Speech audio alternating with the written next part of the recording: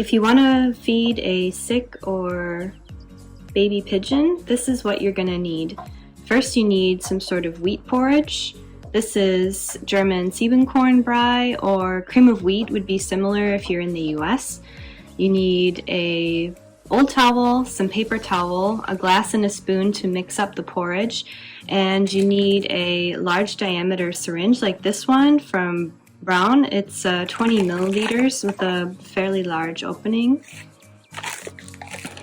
And you need some tubing. This is also from Brown, and it's very flexible and soft, and it has the same diameter opening as the syringe.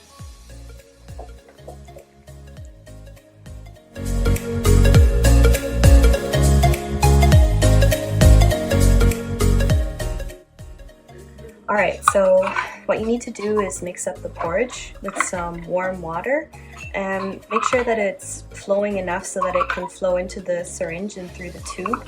If you make too much, you can cover it up with aluminum foil or saran wrap or something to keep it fresh in the fridge for the rest of the day. And when you pull it out of the fridge, warm up some water again and put it inside so that it's warm again, and then you can use it for the rest of the day. Alright, as for our syringe and tubing, this is the syringe out of the package, so this part pulls off and you can fit 20 milliliters in there. We're gonna do about 5 at a time is what we feed, like 3-4 times a day or more, it depends. And this is our tubing, so the important thing is to make sure it's long enough. Don't cut it too short or it might not go all the way into the crop, or then you might have some issues. So about like 8.5 centimeters, 8 centimeters, or about 3.5 inches should do you as far as tubing goes.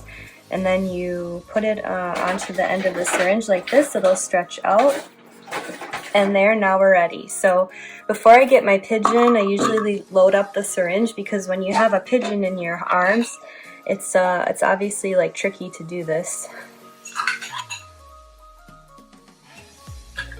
So there we go. We have a little more than we need, but that's okay.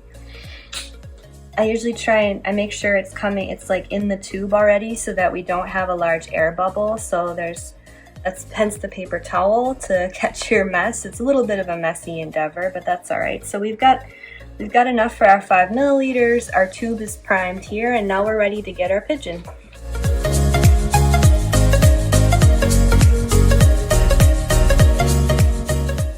All right, thank you to our volunteer here. And we're going to show you how to make a bird burrito. So you get your get your pigeon, also known as a burb, and you put him or her kind of like near the edge of your towel, and of course they're going to be like fighting you. So you get one bit, and then you try and roll, not too tight, but tight enough. And then you have a burb deep in a towel. Well, then you need to make a burb rose here by folding down the part of the towel around your burb so that it takes practice not to get them a little too deep. I think I might have done that, but if you keep folding, you will eventually reach your burb. Won't you? Yes. All right. And then I usually fold the bottom like this, otherwise poop might come out. All right, so now you have a nice bird burrito, and you're ready for the next step.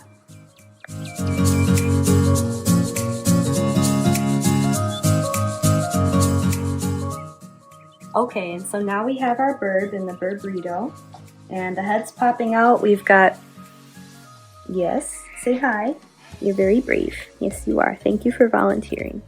And we've got our syringe primed and ready to go. All right, so this takes practice, so don't feel bad if it's difficult in the beginning. What I like to do is put my middle finger behind the head to keep the head from pulling back, and then I use my thumb and my forefinger, my pointer finger, to open the mouth, and I use my fingernail on my other thumb and my left hand. I'm left-handed, so you might find you need to switch, but I use these two to open the beak, and then these two to keep it open. Now here we have the tongue, and further inside we have we have the hole that is actually for their air. So the last thing you want to do is put the syringe or put liquid food or water in that hole and force it in. Otherwise you're going to force food or air into their lungs, and that can be deadly. So what you want to do is actually follow the one side of their mouth along the gum, like maybe along the hard palate, or just where the hard palate and the soft palate meet, along the side of the beak, and then go down into the esophagus. And you will usually be able to see the movement of the tube go down the throat and then go into the crop down there, and you'll feel when you hit the crop it'll kind of stop moving. Okay, so I'll demonstrate what I mean. Alright, so this finger right here is holding the head up. I'm holding the beak open. I take my syringe, and I'm going to follow the left side here of the mouth, and I go in and down. And then I'm going to watch the measurements on my syringe to make sure that I've got an air pocket here. Okay. Try to avoid air pockets. My mistake. Alright, so we've got 5 milliliters in. Alright, go out, and we have a fed burb. Wasn't so bad, huh, Pidger? Yeah. And then for somebody really weak and sick or very young, you need to do this several times a day. It's better to feed more often, fewer amounts, than to try and feed a lot at one time.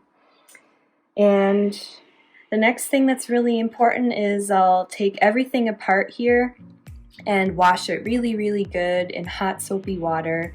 And you can dry it out, and you can keep reusing the tubing and the same syringe, but they need to be really clean. And that's it. That's how you feed a pigeon. So good luck.